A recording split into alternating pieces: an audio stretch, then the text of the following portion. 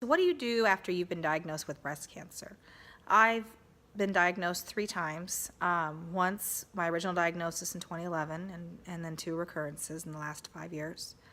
And when I was initially diagnosed, I felt like I had landed on the moon, and everything was a nightmare, and couldn't sleep, couldn't eat, and my mental state was just, it was just terrible.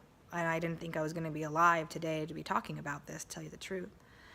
And then the next 2 times things got easier, and now it just seems like, well, life is day to day.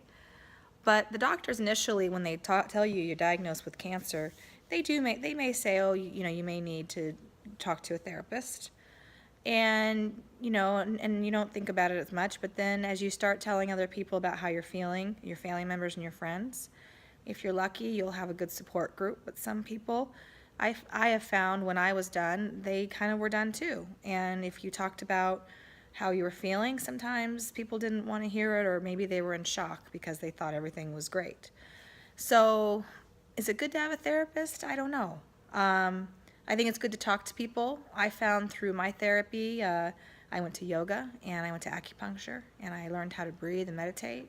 I prayed. I had my faith. Still have it today. Go day to day, and that's where I found my therapy.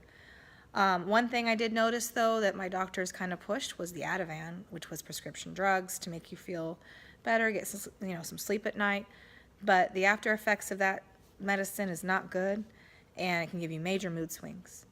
So, as a mother with a young child, having mood swings, having to be tired and taking naps, and dealing with all these emotional things of if you're going to be alive to even see your child go to high school, let alone kindergarten, it compiles and it hurts.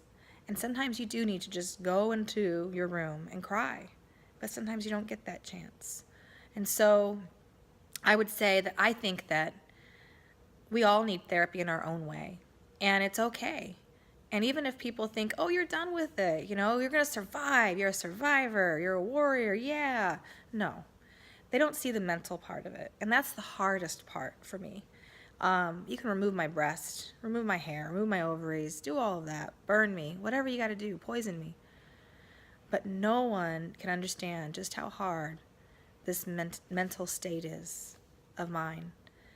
And it's okay. It's okay to cry. It's okay to feel like, man, this sucks. But how do you get through it? And I think everybody's got to find their journey.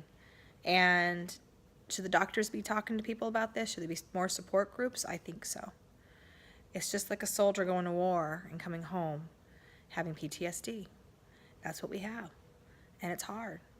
And so anyway, so I just want to talk about that I think that the mental state, the PTSD, that's all very real, and it's normal. Because, as women and men, we've just been through hell. And I think that no one understands that unless they're in our shoes.